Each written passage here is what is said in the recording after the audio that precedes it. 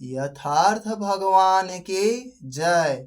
संपूर्ण पुण्य आत्माओं को प्रणाम, संपूर्ण जागरिक नागरिकों को सलाम। अध्यात्म YSA में आत्मिक स्वागत है।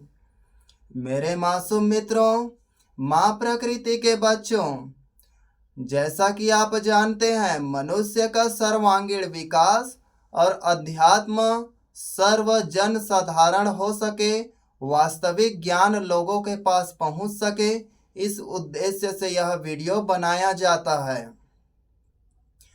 तो हम आज एक महत्वपूर्ण मिथ्य को बुझाने जा रहे हैं, जो विभिन्न धर्म शास्त्रों, ग्रंथों, पुराणों, वेदों और आप लोगों की कथा कहानी की दंत कथा में उल्लेख आता है।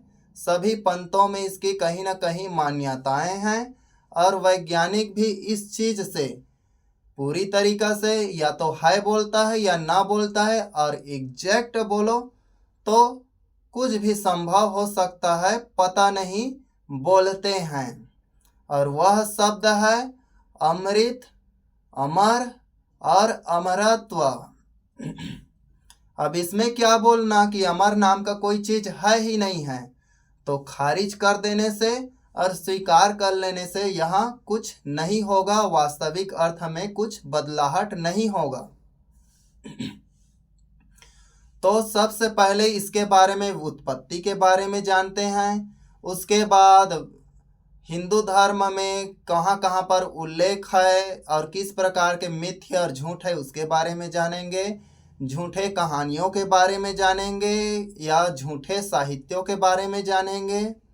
वैज्ञानिक प्रमाण के बारे में जानेंगे। वैज्ञानिक शोध और कार्य के भी बारे में जानेंगे। और साथ में क्या वास्तव में है और अमरत्व किस चीज को बोला जाता है और क्या चीज नहीं मरता, इसके बारे में आत्मज्ञान से, अंतर्दृष्टि से जो ज्ञान हुआ है उसके बारे में बताएंगे। अगर आप यह वीडियो नहीं देख रहे हैं तो आपको बहुत ही पछतावा होगा जिस दिन यह वीडियो आपको फिर से दोबारा साल 2 साल बाद मिलेगा, तो क्योंकि यह साधारण इंसान इस प्रकार से ज्ञानवर्धक बातें नहीं कर सकता जो कई प्रकार से अध्ययन या शिक्षा दीक्षा नहीं लिया है। यह प्राकृतिक शक्तियों के माध्यम से हम बोल रहे हैं।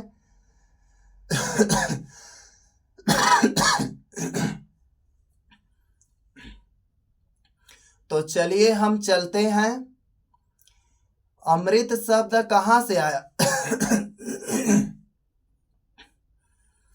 तो अमृत शब्द पाली भाषा में सबसे पहले उल्लेख है। उसका नाम अमाता। अमाता, अ मायने नहीं और माता मायने मरना, मृत्यु। तो जो मरता नहीं, जिसे नष्ट न किया जा सके, जिसकी मृत्यु न हो, उसे अमाता कहते थे।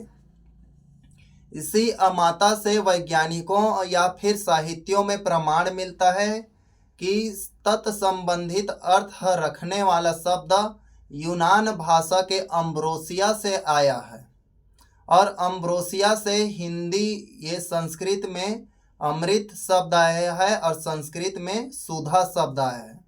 तो ऐसा नहीं है, भारत के देश से पहले इस देश में पाली भाषा मूल निवासी थे।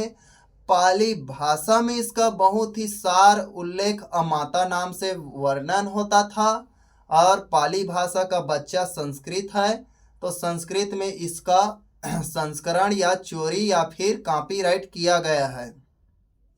तो संस्कृत में अमृत शब्द के लिए सुधा, सोम, अमीय ऐसे शब्दों का उल्लेख मिलता है, और सुधा के बारे में सर्व ज़्यादा प्रचलित शब्द है।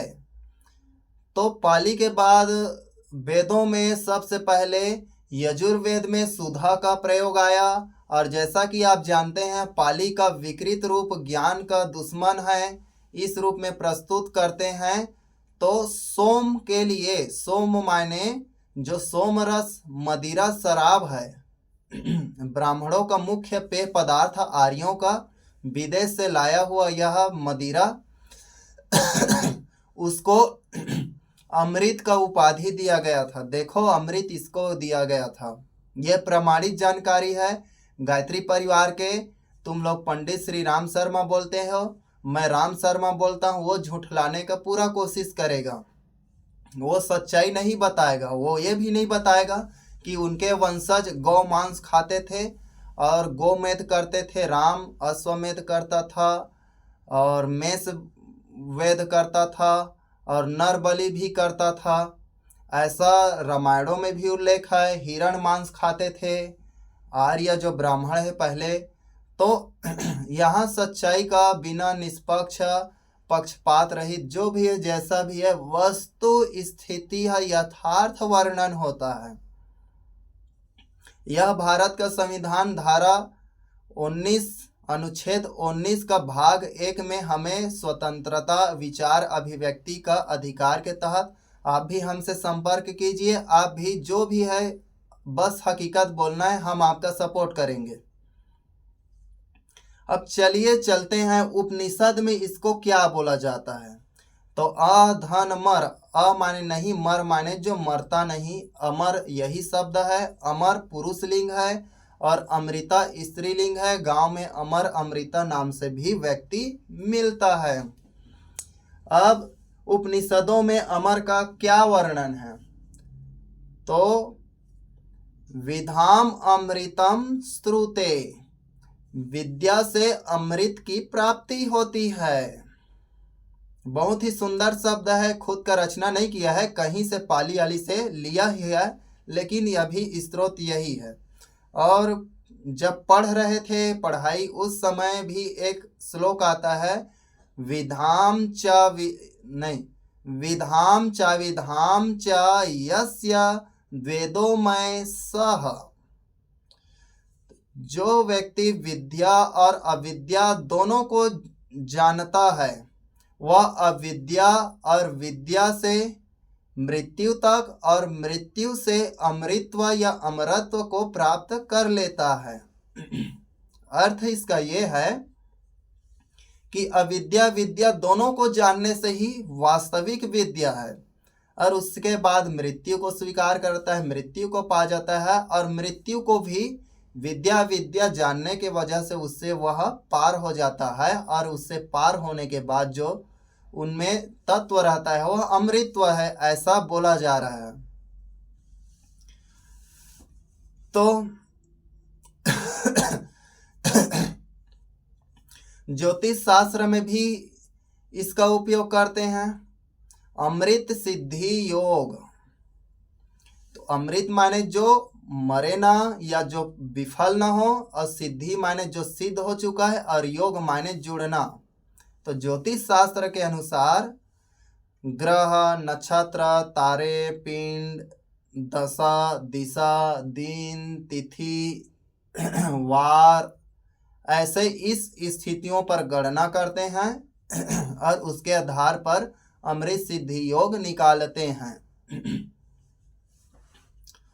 और ब्रह्म मुहूर्त यानी रात्रि के अंतिम पहर 4:45 से 5 के बीच में, मतलब 4 से 5 मोटा मोटी, इस बीच को ब्रह्म मुहूर्त कहते हैं, या फिर इसको स्वर्णिम बेला भी बोला जाता है। अब इसी प्रकार से सिख धर्म के गुरु गोविंद सिंह 1699 ईकाई में अपने शिष्यों को दीक्षा देते थे। महत्वपूर्ण प्रश्न है, परीक्षाओं के लायक। तो 1699 ईकाई में गुरु गोविंद सिंह अपने शिष्यों को दीक्षा देते थे, तो उस दीक्षा को अमृत संस्कार के नाम से जाना जाता था। अब उसके प्रकार बाद में अब कथा कहानी या अन्य चीज में जाएंगे तो देवी देवताओं द्वारा जो किसी को वरदान दिया जाता है वह भी अमृत होता था। अनेक असुरों राक्षसों को वरदान दिए हैं और वह मरता नहीं था। ऐसा होता नहीं है, न हुआ है। हाँ, प्राकृतिक देवी देवताओं द्वारा दिया हुआ वरदान कदापि खाली नहीं जाता। काल्पनिक देवी देवताओं का वरदान मिथ्या है। उसी प्रकार से पितामह भीष्म के बारे में आता है। पितामह भीष्म के बारे में हम बचपन से एक आत्मीयता है उनके प्रति, लोग बोलते थे पितामह ऐसा है वैसा है। तो महाभारत में वो गंगा पुत्र के नाम से जाना जाता है और वह इच्छा मृत्यु का उसमें वरदान था। 18 दिन युद्ध देखे, उसके बाद मृत्यु को वह वरण किए, स्वीकार किया। तो आज पितामह भीष्म के प्रति कोई दया नहीं है। जुआ के समय दुर्योधन जब उसका दुशासन उसका वस्त्र हरण कर रहे थे, उस समय द्रौपदी चिल्लाई, पितामह आपकी पुत्री हूँ, आप कुछ नहीं कर सकते। तो उस टाइम बोलता है कि मैं कुछ नहीं कर सकता, राजसत्ता के गुलाम हूँ। तो इस कहानी को सुनने के बाद हमारा उनके प्रति लगाव कम हो गया और उसके बाद में फिर पता चला कि यह काल्पनिक और मिथ्या है। हालांकि गायत्री परिवार वाले कितना भी कोशिश करे सही साबित करने के लिए। उसी प्रकार से रावण के नाभि में अमृत का उल्लेख आता है। क्या रावण के नाभि में अमृत था? तो उस कहानी को हटाइए, था या नहीं। बस रावण जैसे नेक और पवित्र अच्छा इंसान, ज्ञानी इंसान, नेक इंसान नहीं है। और क्यों? तो रावण के बारे में विषय बनाएंगे कि रावण में क्या क्या गुण योग्यता था। तो रावण के विषय पर यही रखते हैं, प्रत्येक जीव नाभि से भोजन ग्रहण करता है और नाभि ही जीवन का केंद्र है, चाहे अंडजनक रहे चाहे कीटाणुजनक रहे। तो नाभि में बिल्कुल अमृत होता है, नाभि से ही जीवन पैदा होता है और जीवन को अमृत कहा गया है। इसको बाद में बताना था लेकिन अभी बोल दिए। महाभारत काल में ये क्या युधिष्ठिर है, उसको हिमालय पर्वत जब स्वर्ग जाना था हिमालय पर्वत से, तो वह देहधारी रूप में पहुंचा। मतलब एकमात्र वह अमर के रूप में वहां पहुंचा और दूसरा कोई वहां पर अमर के रूप में नहीं पहुंचा। उनके साथ में एक और कुत्ता। उसके बाद राम कृष्ण भगवान जो भी आए उसको शरीर को छोड़ने के बाद ही पहुंचा, ऐसा उल्लेख आता है। सही मत मान लेना इसे। उसके बाद भगवान शंकर द्वारा पार्वती को अमर कथा सुनाया जा रहा था। उसी बीच में एक पक्षी का जोड़ा उस कथा कहानी को सुन लेता है और वह भी अमर हो जाता है। इसी प्रकार से वेद व्यास को भी अमर कहा जाता है, सुखदेव को भी वेद व्यास को अमर बोला जाता है। और सुखदेव को भी सुआ एक पक्षी था, उसको भी अमर बोला जाता है। और चलते हैं, यक्षिणी योगिनी को अमर बोला जाता है। क्या सच में होता है? तो इसके बारे में बाद में जिक्र करेंगे। बस इतना जान लीजिए, योगिनी यक्षिणी अमृत का कलश रखा रहता है, ऐसा शास्त्रों में लिखा है। सही गलत आप जाने। और इसका जैसे कि एक यक्षिणी का नाम है चंद्रिका यक्षिणी। चंद्रिका यक्षिणी चंद्रमा में रहती है, चंद्रमा की देवी है। और उसकी साधना करने वाले साधक प्रसन्न कर ले तो उसको अमृत का कलश उसको लाकर पिलाती है। और मंत्र लिखा है इंद्रजाल में, ओम चंद्रिके चंद्रिके स्वाहा। करना है वो कर ले, देखना है वो देख ले, क्या होता है नहीं होता है हमें बता देना। हमें तो मालूम है कि अमृत कहाँ है। तो विषय के अंत तक से बने रहेगा, वही जानेगा कि अमृत क्या है। इसी प्रकार से और कहानी में जाएंगे तो विक्रमादित्य के बारे में जाएंगे। तो विक्रमादित्य के राज दरबार में कोई एक वैश्या उसको क्या देता है, सोन का ये अमृत का फल देता है। विक्रमादित्य किसको देता है? अपनी रानी को। और रानी किसको देता है? नाई को। और नाई किसको देता है? वैश्या को। और वैश्या फिर किसको देता है? विक्रमादित्य को। इसलिए राजपाट का मोह खत्म हो गया और वह संन्यास के लिए निकल गया था। इस प्रकार से अमृत फल और बहुत सारे कथा कहानियों में अमृत फल का उल्लेख आता है। हिंदू धर्म में इस विक्रमादित्य का वास्तविक रहस्य बाद में बताएंगे। इसके बाद हिंदू धर्म में एक अमृत क्या है, किसी घड़ा या पात्र लोटा चेरू जैसे रहता है उसमें रहता है, और अमृत का स्वाद क्या बताया गया है, मीठा बताया गया है, मतलब मीठा रहता है। ऐसा मत समझना, इसका ये एग्जाम्पल है, ये उदाहरण है। अब और कथा कहानी में जाएंगे तो एक सिकंदर का कहानी आता है। सिकंदर को पता चला किसी गुफा में, रेगिस्तान के गुफा में, रेगिस्तान में कुछ पहाड़ और गुफा जो जैसा था, वहाँ अमृत है। सिकंदर चला गया और वहाँ जाने के बाद जैसे ही हाथ उठाकर पीने लगा तो कौवा बोला, ठहर जा, इस अमृत को पीकर तुम बहुत पछताएगा, रोएगा। जीवन से ज़्यादा मृत्यु महत्वपूर्ण है, मरना जरूरी है। नहीं मरेगा तो दुनियादारी तेरे को सब याद रहेगा, तू भूलना चाहेगा भूल नहीं पाएगा, और दुख और प्रताड़ित रहेगा। मृत्यु मांगेगा तो मृत्यु नहीं मिला, देख मेरा हाल क्या है। तो सिकंदर थोड़ा झूठला रहा है, ऐसे बोला। उसके बाद फिर ठहर जा, सावधान हो जा, जरा सोच समझ ले। तो फिर सिकंदर देखा और सोचा, फिर उस अमृत को फेंका और भागते हुए आया। उनके दरबारी और सैनिक पूछे तो वहां कुछ नहीं बताया। ये भी मिथ्या कहानी है, इसे भी हकीकत मत मान लेना। भानामती का आता है। भानामती अपने बच्चे प्रद्युम्न को वनस्पति रसायन से बड़ा करता है और राक्षस से लड़ाकर युद्ध लड़ाता है।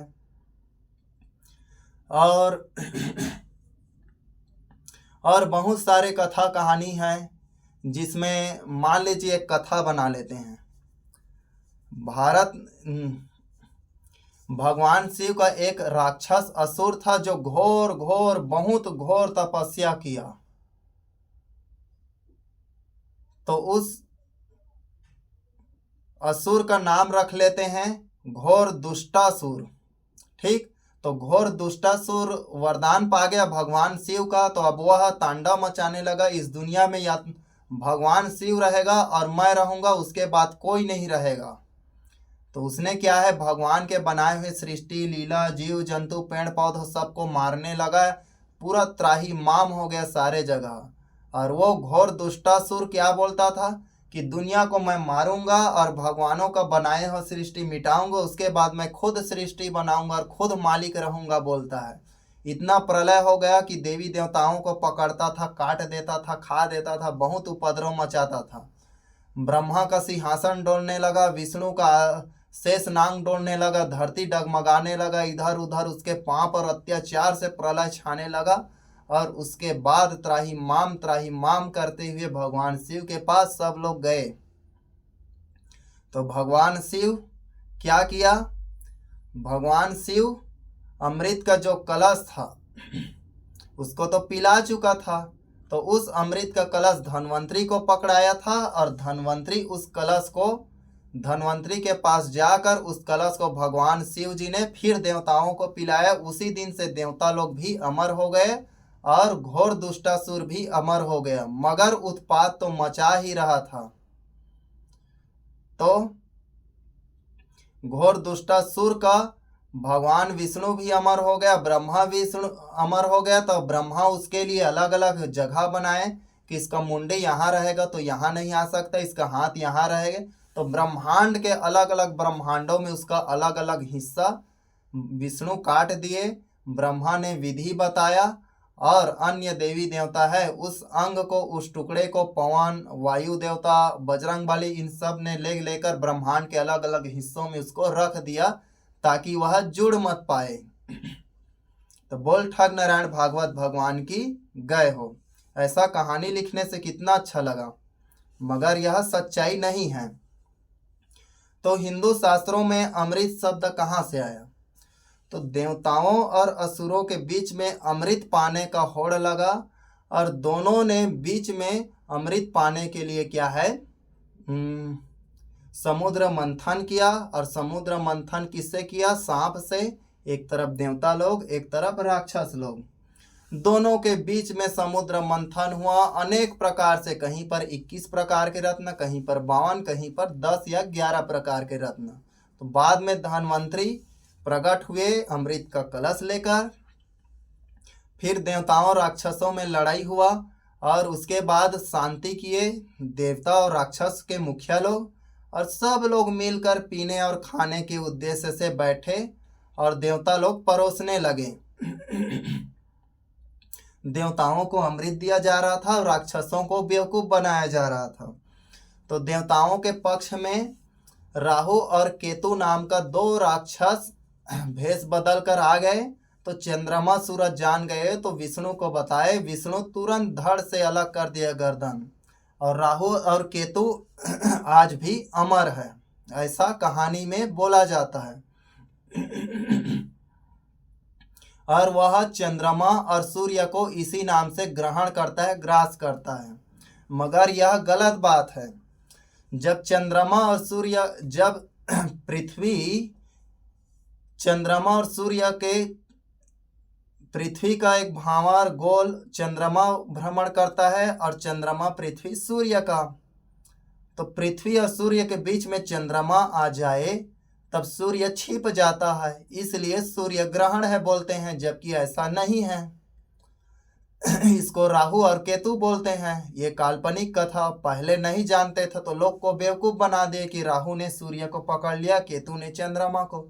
उसी प्रकार से पृथ्वी और चंद्रमा के बीच में सूर्य आ जाता है तो वह क्या है, छिप जाता है, तो चंद्र ग्रहण रहता है। बस इतना सिंपल सा चीज है जिसे सोलर इक्लिप्स और मून इक्लिप्स, सूर्य ग्रहण और चंद्र ग्रहण कहा जाता है।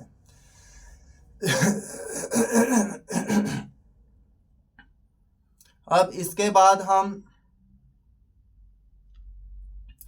इजिप्ट का मम्मी देखेंगे। एक आयुर्वेद का बहुत ही सुंदर और महत्वपूर्ण लेप है, इसे अमृत लेप कह सकते हैं।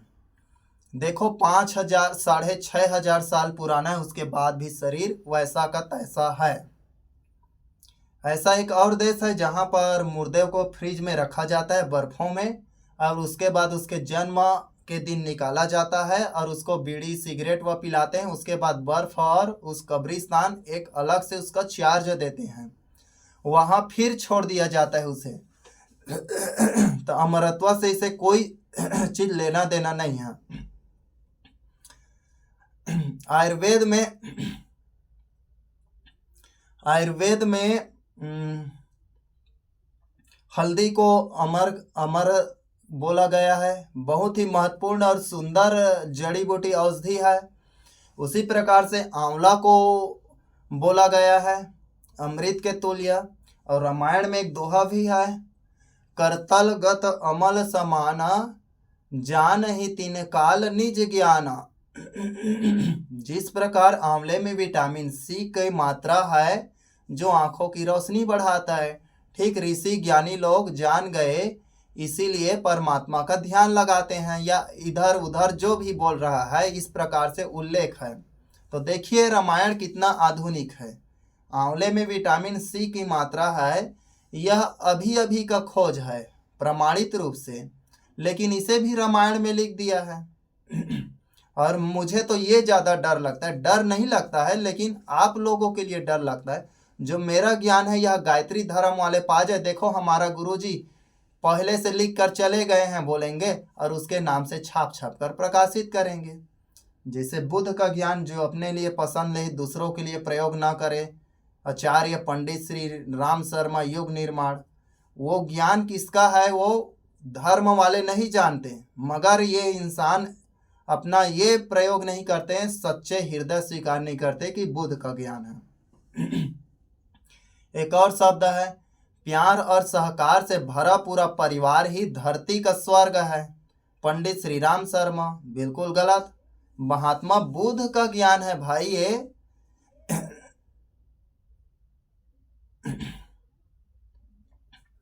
तो महाभारत काल में 7 लोगों को अमर बताया गया है।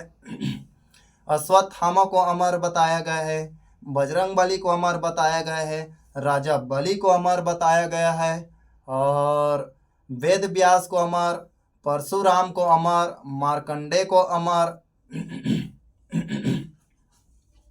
युधिष्ठिर, राहु, केतु, और किसको शेषनाग को अमर बता सकते हैं। ऐसे बहुत सारे। ध्रुव तारा को इंसान के रूप में वर्णन किया है, वो सितारा है, सूर्य से भी लाखों गुना बड़ा है। इसके बारे में इन मूर्खों को ज्ञान नहीं है, तो उसको ध्रुव तारा को अमरत्व का वरदान मिला है, ऐसा कहानी है।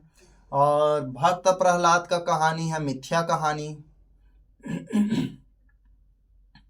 भक्त प्रहलाद का मिथ्या कहानी है, जिसमें भक्त प्रहलाद को अमृत या उसको भक्ति करने के लिए अंतरिक्ष में छोड़ दिया गया है, तब दुनिया का सृष्टि चल रहा है, तब दुनिया चल रहा है, ऐसे वगैरह वगैरह। फिल्मों में एक फिल्म देखा था, फिल्म थोड़ा बहुत कुछ पल के लिए, तो एक आदमी को, हीरो था, पहले गलत काम करता था, उसके बाद मर गया, उसके बाद एक बच्चा उसको छुआ, टच किया, पवित्र बच्चा, तो उसको उसमें शक्ति आया, और उस शक्ति से क्या है, वह जिंदा हो गया। तो ऐसा पुण्य लगता है? तो हाँ लगता है, मगर जिस प्रकार से कथा कहानी और इसमें बताया ऐसा नहीं। तो उसमें ब्रूसली बोलता है तो ब्रूसली का आत्मा आ जाता है और फिर खू खू खू ऐसे मारता है और सबको उड़ा देता है।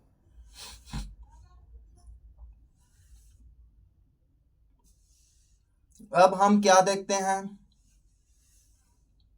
क्या सच में अमरत्व होता है या नहीं होता है, इसका वैज्ञानिक प्रमाण और कारण देखते हैं।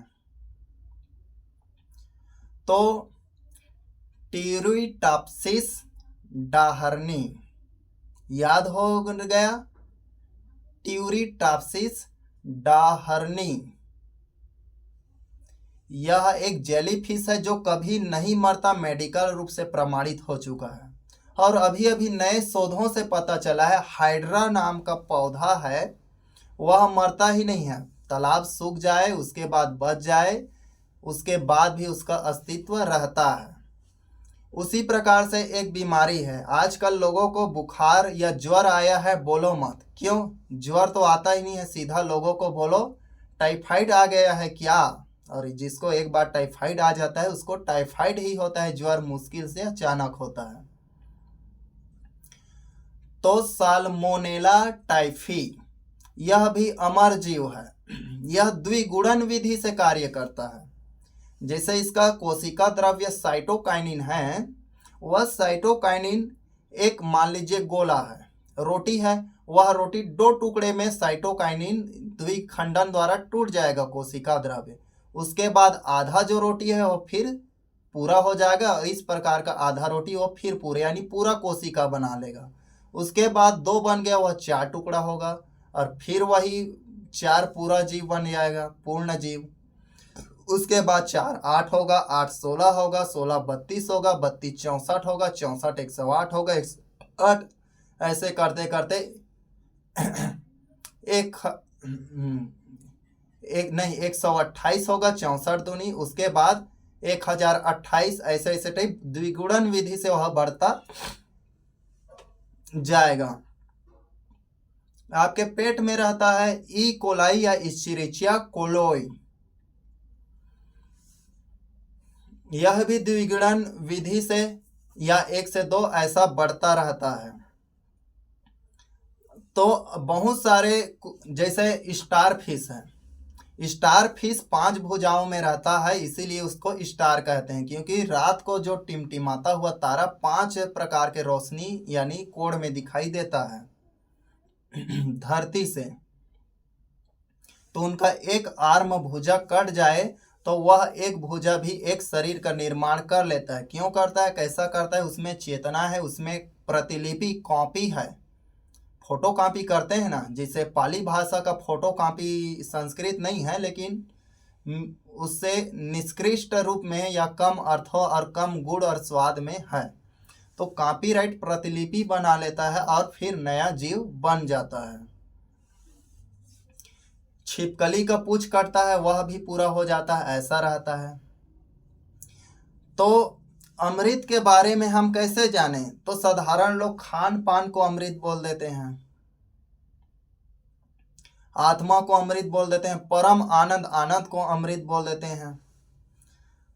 और कोई यादगार या कोई महसूस या फीलिंग्स वाले चीज को अमृत बोल देते हैं कि ये कैसा लगा, अमृत जैसे लगा कोई भी चीज, तो इसका उपाधि देते हैं। यानी अमृत माने जिसका कोई तुलना न हो, इस प्रकार के उपाधि दें उसको अमृत शब्द से नवाजा जाता है सामान्य बोलचाल में, न कि वो अमृत है। हम इसी प्रकार से दुनिया में सबसे बड़ा अमृत किसको मान ले, तो सबसे बड़ा अमृत पेड़ को वैज्ञानिक मानते हैं। क्यों? पृथ्वी के सिवाय अन्य ग्रहों में पेड़ पौधे का भी प्रमाण नहीं मिला है। जीव और पानी, वाष्प, ग्रीष्म, अम्ल, सीठा, क्षार, गैस, सारे चीज, हवा, पानी मिल चुका है, लेकिन पेड़ नहीं मिला है। तो पेड़ का सेव करो, सेव ट्रीज, सेव फ्यूचर। एक कॉपी लिया था, उसमें लिखा था बहुत ही सुंदर, सेव ट्रीज और सेव फ्यूचर्स। अब एक और उदाहरण बोलते हैं, जैसे कि सज्जन को हित का कार्य करना अमृत के समान है, मूर्ख को ज्ञान देना अमृत के समान है। भारत के मूर्खों को नहीं, क्योंकि भारत के लोगों को आप कुछ भी सिखाओगे तो अपने आप को नीचा समझेगा। वो ये बोलेगा कि तू मेरा सुन, तू मेरे को सिखाएगा, तेरे से ज़्यादा जानता हूँ, तू क्या देखा है। और वो अपना चित्त हृदय, अपना मस्तिष्क स्वीकार नहीं करेगा और आपका ही गुरु बन जाएगा। आप उसके हाँ में हाँ मिलाओगे तो आपको ज्ञानी मानेगा, नहीं तो आपको विरोधी मानेगा। मेरे मोहल्ले में राधे श्याम नाम का इंसान है, वो इतना जो भी बोल दिया वह झूठ बोल दिया, फिर भी वह हार मानता ही नहीं है। एकमात्र मेरे से वह हार मानता है, लेकिन वो भी हार नहीं मानता है, मेरे जाने के बाद भी जिद तीरता है। आज खुद उनसे बहस हुआ था, बहस मतलब बात। तो वो इंसान ऐसा है कि वो कदापि मान ही नहीं सकता कि मैं गलत हूँ या ये चीज़ गलत है, या दुनिया में कोई उसे हरा ही नहीं सकता। और मैं हरा सकता हूँ तो घंटा, 2 घंटा, 4 घंटा मेरे पास टाइम नहीं है कि उसको गलत साबित करें। तो इस प्रकार से इस देश के मूर्खों को ज्ञान देना अमृत नहीं है, वह जहर है, और विदोषों में वह अमृत है। ध्यानी के लिए ध्यान अमृत के समान है, अमृत नहीं है। ये अगर भूखे को भोजन मिल जाए तो भोजन अमृत है, इसीलिए बोला गया है अन्नम ब्रह्म। दुखी को शांति मिल जाए, यह अमृत है। सुखी को सुख में और क्या चाहिए, तो सुख में सुख पर्याप्त नहीं, सुख में आनंद मिले, वह अमृत के समान है। रोगी को यदि औषधि मिल जाए, वह अमृत के समान है। अगर संकट में किसी को समाधान मिल जाए, वह अमृत के समान है। समाज में अगर कोई इंसान अपना कर्तव्य निभा ले और लोग उसको समानता का अधिकार दे दे, तो वह अमृत के समान है। और विज्ञान में अगर कोई प्रमाण हो जाए या प्रमाणित कर दिया जाए, वह अमृत के समान है। किसी कमजोर का सहयोग कर दिया जाए या असहाय का, वह अमृत के समान है। और भक्ति में सेवा, जो पूजा पाठ करते हैं वह भक्ति नहीं है, भक्ति का अर्थ होता है सेवा। सेवा कर दिया जाए जरूरतों का, वह अमृत के समान है। सद्भावना, ब्रह्मांड प्रकृति अस्तित्व के प्रति कृतज्ञ रखना, सद्भावना रखना और उसके आभार को मानना, यह अमृत के समान है। ताकत वाले को सदुपयोग उसका तराशा या फिर उसको अच्छा वर्क स्किल मिल जाए, वह उनके लिए अमृत समान है। और बहुत सारे सोच सकते हैं, सोचने पर निकलता ही जाएगा। काना को कान मिल जाए तो अमृत के समान है, लंगड़ा को पैर मिल जाए वो अमृत के समान है, गूंगे को जुबान मिल जाए वो अमृत के समान है। जिनके पास धन नहीं है उनको धन मिल जाए वो अमृत के समान है। जिनके पास जो भी चीज़ का ज़रूरत हो चीज़ मिल जाए वो अमृत के समान है। कठिनाई से लड़ने की शक्ति मिल जाए वह भी अमृत के समान है। अगर भारत देश में, विदेशों में नहीं, किसी का शोषण हो रहा है उसको न्याय मिल जाए वह अमृत के समान है। अगर कोई आत्महत्या कर रहा है उसको जीवन जीने का एक अच्छा रास्ता मिल जाए वह अमृत के समान है। जैसे कि आप लोग आत्महत्या कर रहे हैं धर्म के नाम पर। कुंभ में रोगी माने योगी ने क्या बोला है कि गंगा का पानी पीने योग्य है। और किसका कसम? बिसलरी का कसम खा रहे हैं। दुनिया में किसी का कसम खाता है तो गंगा का, तो आज गंगा का कसम बिसलरी के पानी से कर रहा है। मतलब मान लीजिए कि यहाँ पर झोल है, रोगी माने योगी क्या बोल रहा है? खुद तो गंगा का पानी पिए या ना पिए, और पिए तो उनका तो इलाज वीआईपी है।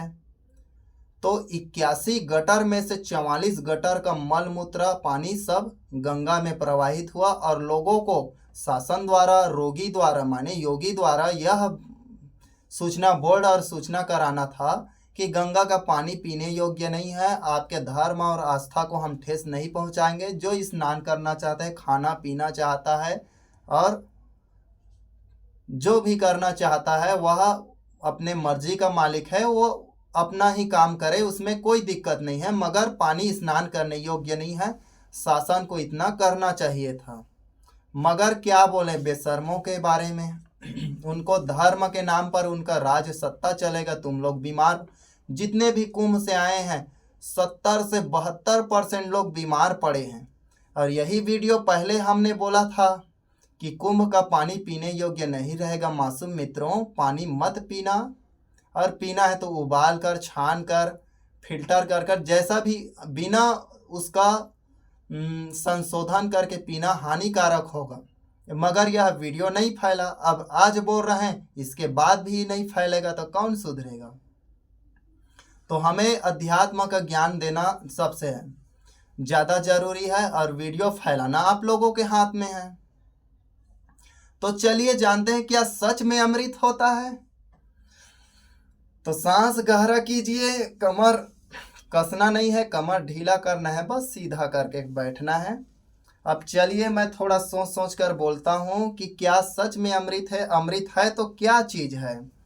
तो मेरे अनुसार अमृत हवा है। हवा कैसे अमृत है? ब्रह्मांड के आदि से अनंत तक से ब्रह्मांड का संरचना हुआ, उससे पहले भी हवा था, और ब्रह्मांड का अंत भी होता है फिर भी, और ब्रह्मांड बनता है फिर भी।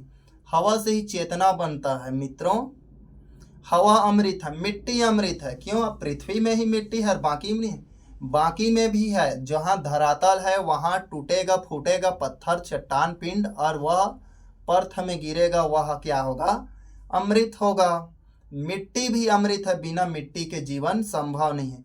जीवन भी अमृत है। जीवन ही तो अमृत है। कैसे? जब तक जिंदा हो तो अमृत हो, मर गए तो अनअमृत हो। और मृत्यु भी अमृत है। तो जीवन भी मृत्यु और मृत्यु भी अमृत। तो हाँ, मृत्यु भी अमृत होगा। क्यों? क्योंकि जीवन का वह विश्राम रूप है। जैसे दिन होता है और रात को थक जाते हैं तो रात को सोते हैं, वह मृत्यु है। और दिन को जगते हैं, वह जीवन है। ठीक वैसे ही जीवन और मृत्यु दिन और रात्रि के समान है मित्रों। मृत्यु भी अमृत है। बिना मृत्यु के जीवन संभव नहीं है, और बिना जीवन के मृत्यु संभव नहीं है। और आत्मा तो अमृत है ही, आत्मा कभी मरता नहीं। परमात्मा भी अमृत है, इसमें संदेह नहीं है। पानी अमृत है। पानी जो अमृत है, कैसे? कि ब्रह्मांड में, पृथ्वी में ही पानी, और लगभग 2200 ग्रहों में है, ऐसा वैज्ञानिकों का मानना है। लेकिन 2200 ग्रह में नहीं, हवा में पानी का नमी पाया जाता है। आज एक डिवाइस बन गया है, उसको आप हवा में रखोगे तो वह स्वयं पानी बना लेगा। क्यों? क्योंकि हवा में पानी रहता है। धीरे धीरे भारत में भी आ जाएगा वह डिवाइस। और गैजेट्स के दुनिया में आप सर्च करके देखना कि हवा से पानी बनाने वाला यंत्र, तो बता देगा। तो ब्रह्मांड में पानी पहले से उपस्थित था और रहेगा ही। पानी अमृत है। आवाज़ अमृत है। हम जो बोल रहे हैं, यह 3 तारीख तीसरा महीना 2025 है। तो 3 तारीख तीसरा महीना 2050 में भी इसे सुना जा सकता है, और 3 तारीख तीसरा महीना 3000 में भी इसे सुना जा सकता है। तो आवाज़ कभी मरता नहीं है, कभी नष्ट नहीं होता। क्रिया भी अमृत है। अगर आप किसी भी प्रकार से कार्य करते हैं, जैसे कि कागज में आप पेन पकड़ कर लिखते हैं, कुछ काम कर रहे हैं तो लिखेगा ही कुछ। तो क्रिया अमृत है, और क्रिया के बलदा आप उसमें ताकत लगा कर लिख रहे हैं तो उसका विपरीत आपके अंगूठे में भी बल पड़ेगा, प्रतिक्रिया होगा। बंदूक चलाने से एक क्वेश्चन आता है कि जितना क्रिया बल लगता है उतना ही विपरीत क्रिया लगता है, तभी गोली आगे संभव जा सकता है। इसीलिए बंदूक जो नहीं जानता वो चलाता है तो पीछे की ओर झटका देता है, क्योंकि किसी को आगे बढ़ने के लिए, जैसे आप दौड़ेंगे तो जमीन में पीछे की ओर धक्का मारेंगे तभी आप आगे दौड़ सकेंगे, तभी संभव है। तो क्रिया के साथ प्रतिक्रिया भी अमर है। परिवर्तन तो प्रकृति का शाश्वत नियम है, और शाश्वत ही तो अमृत है, बाकी कोई चीज नहीं है। तो शाश्वत क्या है? शाश्वत प्रकृति है, और प्रकृति को बनाने वाला एक ईश्वर है। और ईश्वर कौन है? तो ईश्वर ही ऐश्वर्य है, और ऐश्वर्य से आगे हम नहीं जा सकते, हमारी कल्पना और तर्क से बाहर है। अगर जा सकते हैं तो ध्यान और योग और कुछ तप है और कुछ कर्म है, इसके माध्यम से आप आगे की ओर जा सकते हैं, देख सकते हैं।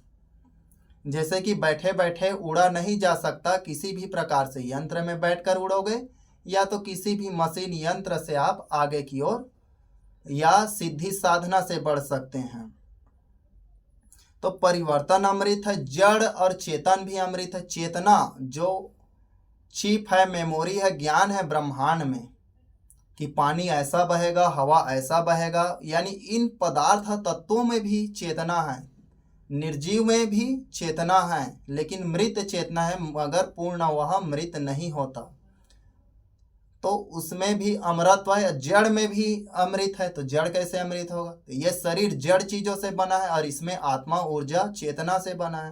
तो बिना चेतना से जड़ का कल्पना और जड़ से चेतना का कल्पना है, तो जड़ चेतन दोनों अमृत है। तुम्हारे शास्त्र इसको स्वीकार नहीं कर पाएंगे तो उनसे करने से कौन है, उससे कौन अनुमति ले रहा है? प्रकाश भी अमृत है, ऊर्जा भी अमृत है, करंट या फिर विद्युत अमृत है। कैसे? तो करंट मान लीजिए सूर्य है, सूर्य से ऊर्जा निकल रहा है, मान लीजिए सूर्य ब्लास्ट हो गया, ध्वस्त हो गया, एक दिन नष्ट हो जाएगा, तो उसका रोशनी खत्म हो जाएगा? नहीं, वह ब्रह्मांड में उसका ऊर्जा, उसका अस्तित्व बरकरार रहेगा, वह जारी रहेगा, वह नष्ट कदापि नहीं होगा। तो सूर्य ऊर्जा स्रोत या विद्युत करंट यह भी अमृत है, यह खत्म नहीं होता। उसी प्रकार से अब जब सूर्य का ये हालत है तो अंधेरा, तो ब्रह्मांड अंधेरा रहेगा ही। ब्लैक एंड व्हाइट दोनों ऊर्जाओं से ब्रह्मांड चल रहा है, और प्रकाश बिना अंधकार की, अंधकार बिना प्रकाश का कल्पना नहीं कर सकते। ये है अमृत। गुरुत्वाकर्षण अमृत है, घर्षण अमृत है। जब ब्रह्मांड एक दूसरे को खींचेगा नहीं तो यह अंतरिक्ष में कहाँ जाएगा पता नहीं, और संतुलन बिगड़ जाएगा। तो गुरुत्वाकर्षण अटल नियम है, यह पहले था, थी, थू थू थे थो थ थन था, तो हर प्रकार से ये था और रहेगा और है। तो गुरुत्वाकर्षण अमृत है। अब घर्षण अमृत है, गुरुत्वाकर्षण के साथ एक दूसरे से टकराया जाएगा तो कोई तो रोकने वाला बल भी होगा। तो घर्षण ब्रह्मांड का अटल सत्य नियम है, ये अमृत है।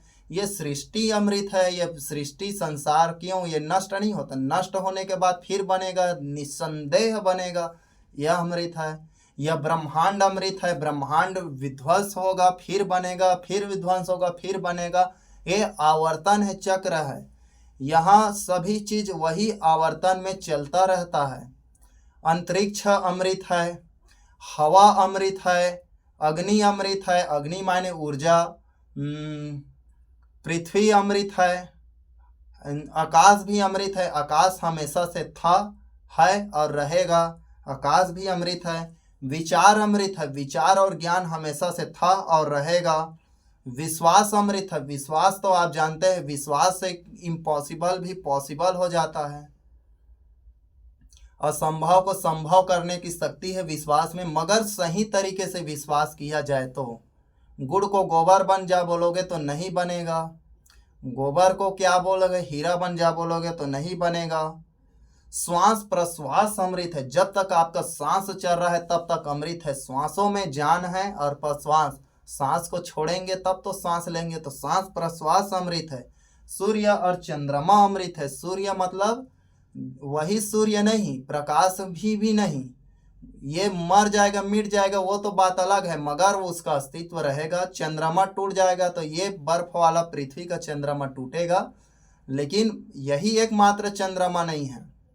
शनि ग्रह में बहुत सारे चंद्रमा है। किसी ग्रह का उपग्रह को चंद्रमा भी बोलते हैं।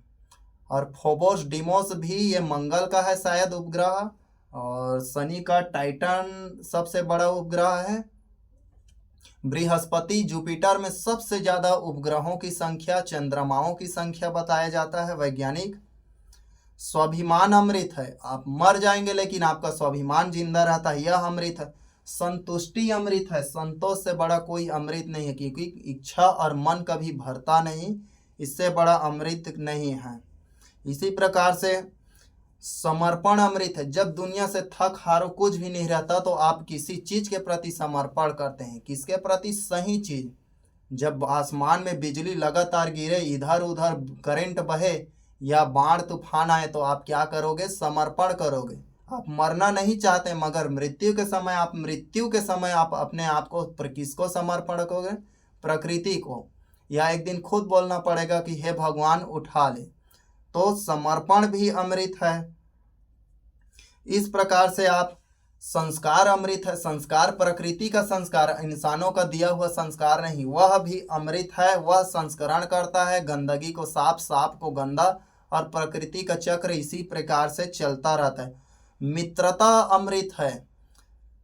लोगों में मित्रता करना और सभी चीज़ों में मितव्ययता रखना अमृत है, यह कभी मिटता नहीं। प्रेम अमृत है, प्रेम कभी मिटता नहीं। उसी प्रकार से आप परिवार, तो परिवार का मतलब आपका ही घर नहीं, कोई भी जीव पैदा होगा तो माता पिता के बीच में होगा और वह परिवार है।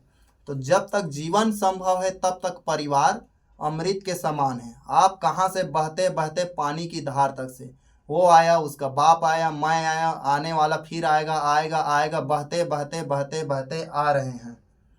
तो यह भी अमृत है। शुभता, हर प्रकार की शुभता, शुभ्रता भी बोल सकते हैं, अशुद्धता भी बोल सकते हैं, अशुभता भी बोल सकते हैं, यह अमृत है, इसमें संदेह नहीं है। पवित्रता अमृत है। हर एक चीज में शुद्धता, पवित्रता है, और वह पवित्रता भी अमृत है। सद्भावना, अच्छा भावना भी अमृत है, जो कभी खत्म नहीं होता। और सत्कर्म अमृत है। कुर्बानी अमृत है। जैसे देश का सिपाही कुर्बान हो जाते तो उसको मृत्यु या मर गया नहीं बोलते हैं, वह भी कुर्बानी या दान होता है, वह भी। तो दान भी अमृत है, दान का फल कभी छीड़ नहीं होता। सत्यता सबसे बड़ा अमृत है। सत्य कभी नष्ट नहीं होता, सत्य हमेशा रहता है। आप लोगों को भी बोल रहे हैं कि सत्य का अमृत आप ग्रहण कर सकते हैं। यह सबसे सरल और साधारण अमृत है। बस थोड़ा कठिनाई होगा, आदत बन जाएगा तो फिर नहीं होगा। उसी प्रकार से नाद, इस ब्रह्मांड में नाद अमृत है। वाइब्रेशन पहले से था और रहेगा और है। उसी प्रकार से रंग अमृत है। इस दुनिया में प्रत्येक चीज का कुछ न कुछ रंग है, कुछ न कुछ उसका गुण है, यह अमृत है। गुण अमृत होगा। प्रत्येक दुनिया में गुण का मतलब उसका गुणधर्म या उसका तत्व, उसका अस्तित्व। कि मिर्च तीखा होता है, मधुरस मीठा होता है, और आपके सामने बोल रहा है, उसका आवाज तेज और मजबूत होता है। तो ऐसे इस प्रकार से हर एक चीज का गुण होता है, गुण अमृत है। सुंदरता अमृत है। तो सुंदरता का मतलब आप यही बोलते हैं, ये है वो है।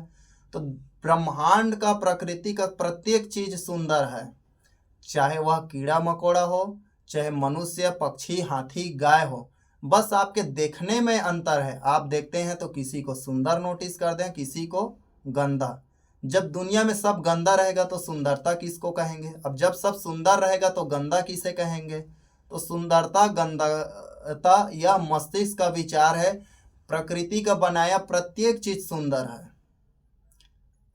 जहर भी सुंदर है, अमृत भी सुंदर है, तो सुंदरता भी अमृत है। ऐश्वर्य, ब्रह्मांड का समस्त चीज जो आपके लिए, घास, फल, फूल, जो भी आपके सुख सुविधा में साधन है, चाहे कार हो, गाड़ी हो, बिस्तर हो, गद्दा हो, तकिया जो भी हो वह सब ऐश्वर्य सब क्या है, अमृत के समान सुख है। क्यों नष्ट नहीं होता? तो आपने उसका उपभोग कर लिया, यह सूक्ष्म ज्ञान है। और उपभोग करने के बाद बिस्तर तो नष्ट हो जाएगा, आपका वहाँ नष्ट हो जाएगा, लेकिन आपने जो उसका वैश्वर्य भोगा है वह नष्ट नहीं होगा। गंध अमरत्व है।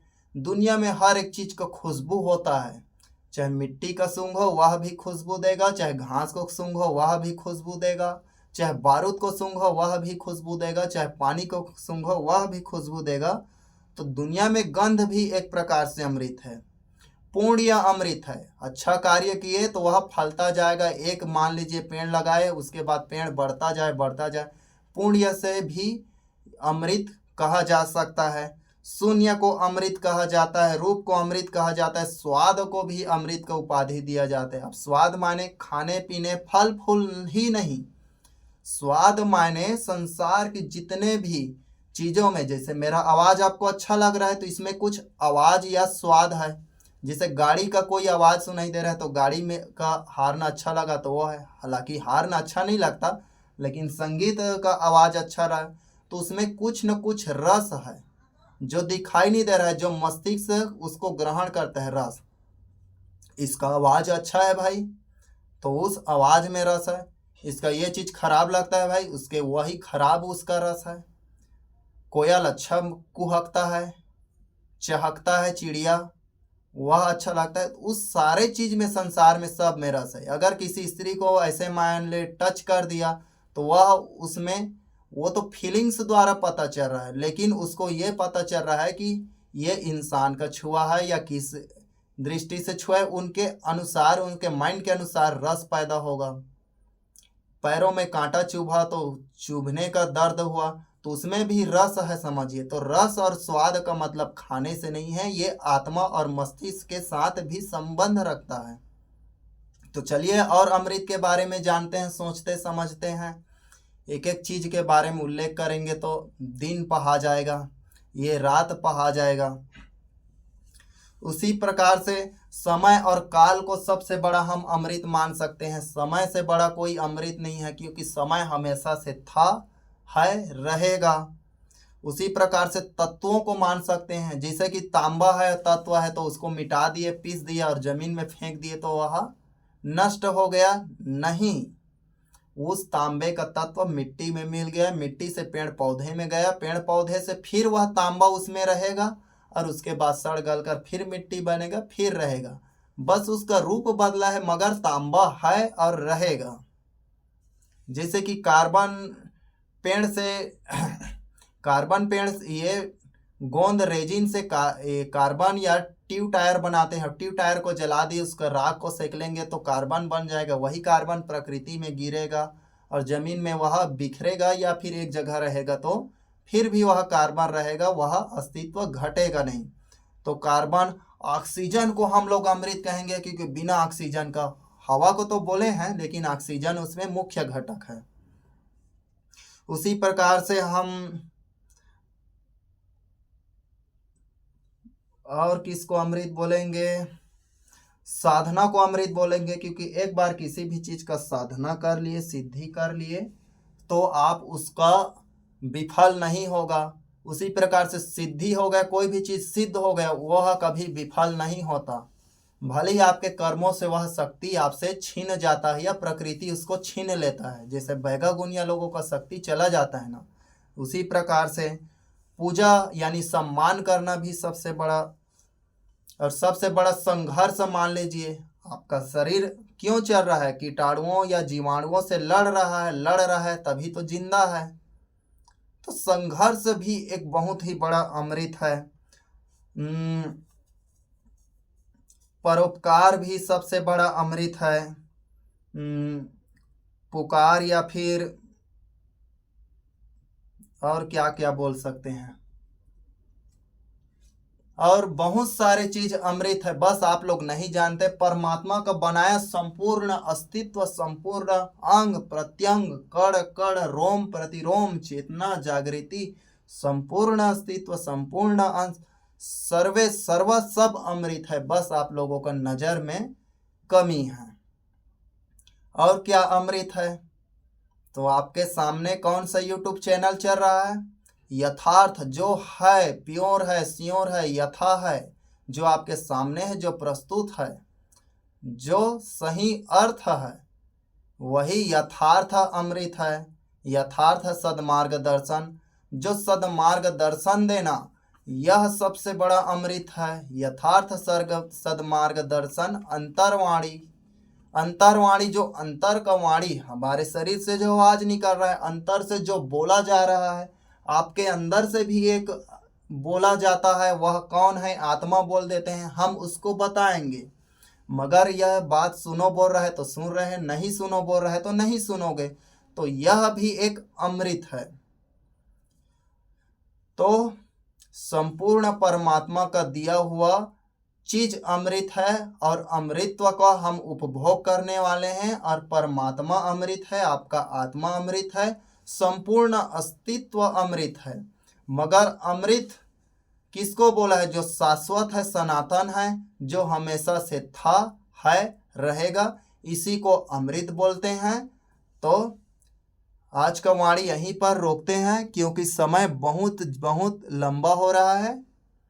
आशा करते हैं कि आज के बाद अमृत से संबंधित कोई भी भ्रम आपको नहीं होगा। और क्या सच में? तो वैज्ञानिकों का मानना है कि कोशिका ही जब तक जीवन रहेगा, जब तक द्विगुणन करेगा, जब तक इसमें साइटोकाइनिन कोशिका अपना कोशिका का निर्माण करता रहेगा, तब तक कोई जीव मृत्यु नहीं हो सकता। यहाँ पर हम अपना एक अनुभविक और वैचारिक प्रमाण दे रहे हैं। अगर कोई कर सकता है तो कर सकते हैं। मान लीजिए वैज्ञानिकों, हम भी एक वैज्ञानिक है, अपने आप को कम मत समझ। तो एक बहुत बड़ा विशाल गड्ढा खोद देते हैं, उसमें सही मात्रा में 60 प्रकार के खनिज तत्व, पेड़ पौधों को 60 प्रकार के खनिज तत्व चाहिए, 60 प्रकार के खनिज तत्व उसमें डाल देते हैं। उसमें ऐसा व्यवस्था करते हैं कि उसमें न तो पानी की व्यवस्था कमी पड़े, और न ही पानी की अधिकता हो, और न धूप की कमी हो, और न ही अधिक धूप पड़े। धूप अधिक पड़ जाए कोई बात नहीं, और उसमें अनेक प्रकार के साधन आधन किया जाए ताकि कीटाणु वीटाणु अन्य प्रकार से फंगस वंगस ना लगे। अब भारत में इसका प्रयोग नहीं करना चाहिए। भारत में यदि हम ऐसा करेंगे तो लोगों के बीच में देवता, कम से कम मैं 21 प्रकार के पेड़ को लगा दूंगा, और 21 प्रकार के पेड़ को, मिट्टी को ऐसे चूना जिंक, कॉपर, कैल्शियम, बहुत सारे 60 प्रकार के खनिज, सोडियम, पोटेशियम, मैग्नीशियम, ऐसे पोटास, अनेक प्रकार के तत्व डाल दूंगा, और वैज्ञानिक सहायता ले से उसके बाद 21 प्रकार से पेड़ लगा दूंगा। और 21 प्रकार से मैं पेड़ लगा दूंगा तो वह क्या हो जाएगा? वह बढ़ जाएगा। उसके बाद देवी देवता के नाम से उसको हम पूजा करा सकते हैं। तो वैज्ञानिकों के द्वारा हजारों वर्षों का पेड़ प्रमाणित मिला है। और बोधि वृक्ष, महात्मा बुद्ध जो ज्ञान प्राप्त किए, वह आज भी जिंदा है, ऐसा बताता है। हम तो देखे नहीं हैं, गया बोध बिहार में।